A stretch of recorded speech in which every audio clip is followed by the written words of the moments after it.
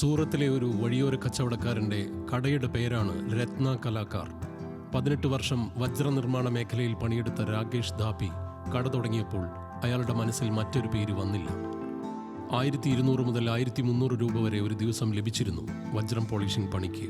എന്നാൽ അത് 600 കുറഞ്ഞു. വരുമാനത്തിലെ ഇടിവ് ജീവിത ചെലവിനെ ബാധിച്ചു. അങ്ങനെ വഴിയോര കച്ചവടക്കാരനായി അയാൾ. വജ്രത്തൊഴിലാളിയായി തുടർന്നിരുന്നെങ്കിൽ സ്വന്തം ചേട്ടൻ ജീവനൊടുക്കിയ പോലെ താനും പോയേനെ എന്ന് ധാബി.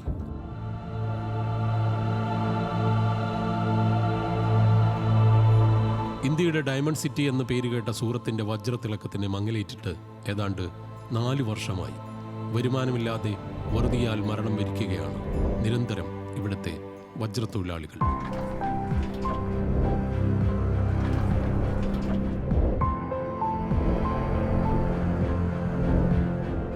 രാജ്യത്തെ വജ്ര വ്യവസായത്തിൻ്റെ ഏറ്റവും വലിയ കേന്ദ്രമായിരുന്ന സൂറത്തിൽ ഇക്കഴിഞ്ഞ 18 മാസത്തിനുള്ളിൽ ആത്മഹത്യ ചെയ്തവരുടെ കണക്ക് ഞെട്ടിപ്പിക്കുന്നതാണ്. 71 പേർ.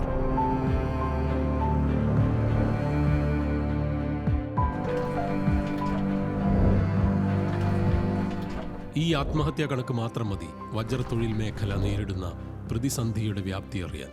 കഴിഞ്ഞ 6 മാസത്തിനിടെ മാത്രം 31 മരണങ്ങൾ. സാമ്പത്തിക പ്രശ്നം, തൊഴിലില്ലായ്മ, ഇതിനെല്ലാം കടം കയറി ആത്മഹത്യകളുടെ നീണ്ട നിര.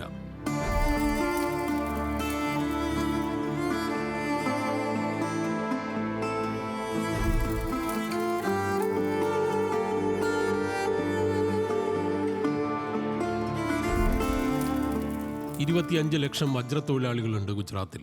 ഇതിൽ 10 ലക്ഷത്തിലധികം പേർ സൂറത്തിലാണ്. ഇതിൽ ഭൂരിഭാഗത്തിൻ്റെയും ജോലി സ്ഥിരമല്ല. ആനുകൂല്യങ്ങളും കാര്യമായില്ല. രജിസ്റ്ററിൽ പേരില്ലാതെ പണിയെടുക്കുന്നത് ആയിരക്കണക്കിന് പേരാണ്. ദിനംപ്രതി ഒരു തൊഴിലാളിയുടെയെങ്കിലും പണി നഷ്ടപ്പെടുന്നു. തൊഴിലിലെ അനിശ്ചിതത്വം മറ്റ് പണികളിലേക്ക് കടക്കാൻ പ്രേരിപ്പിക്കുന്നു. ചിലർ ആത്മഹത്യ ചെയ്യുന്നു.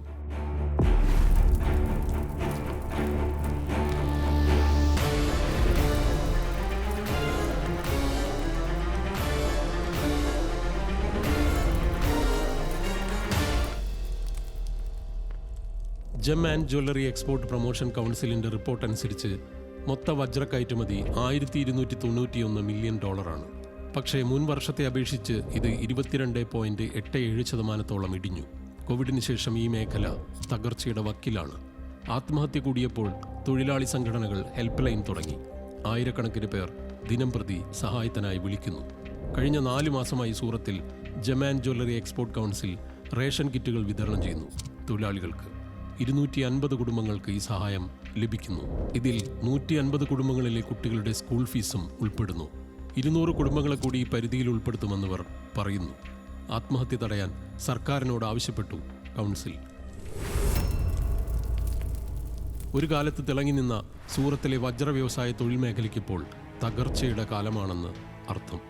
സൂറത്തിലെ നല്ലൊരു ശതമാനം തൊഴിലാളികളും സൗരാഷ്ട്രയിൽ നിന്നുള്ളവരാണ്. കർണാടകക്കാരും ഒഡീഷക്കാരും ധാരാളമായി ഉണ്ട്. 2008 മാന്ദ്യകാലത്തൊഴികെ നല്ല രീതിയിൽ പോയ തൊഴിൽ മേഖല കോവിഡ് സമയത്തോടെ പൂർണ്ണമായി തകർന്നു.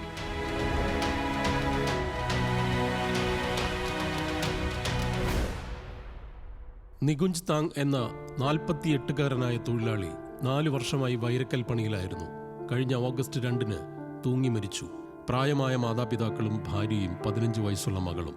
4 ലക്ഷം രൂപയുടെ കടം പെരുകി ഒടുക്കം ജീവനൊടുക്കൽ. 35 വർഷമായി ഈ പണി ചെയ്തിരുന്ന വിനുഭായ് പാർമറും ഇതേ അവസ്ഥയിലൂടെ കടന്നുപോയി.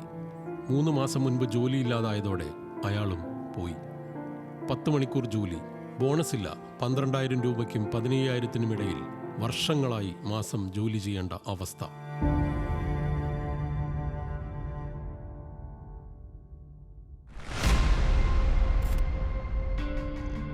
ലാബ് ഗ്രോൺ ഡയമണ്ടിന്റെ വളർച്ച മറ്റൊരു കാരണമായി.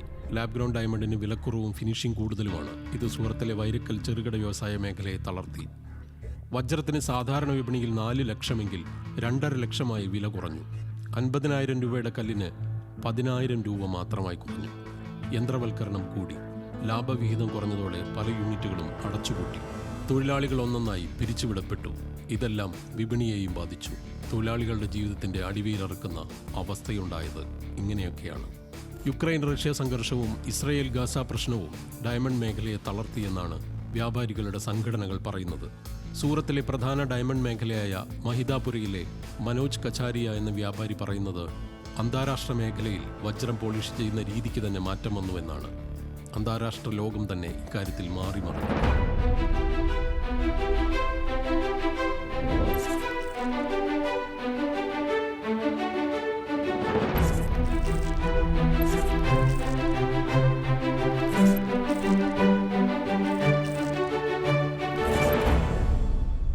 ഏതായാലും സൂറത്തിലെ വജ്രക്കൽ തൊഴിൽ മേഖലയുടെ തിളക്കം പോയിരിക്കുന്നു.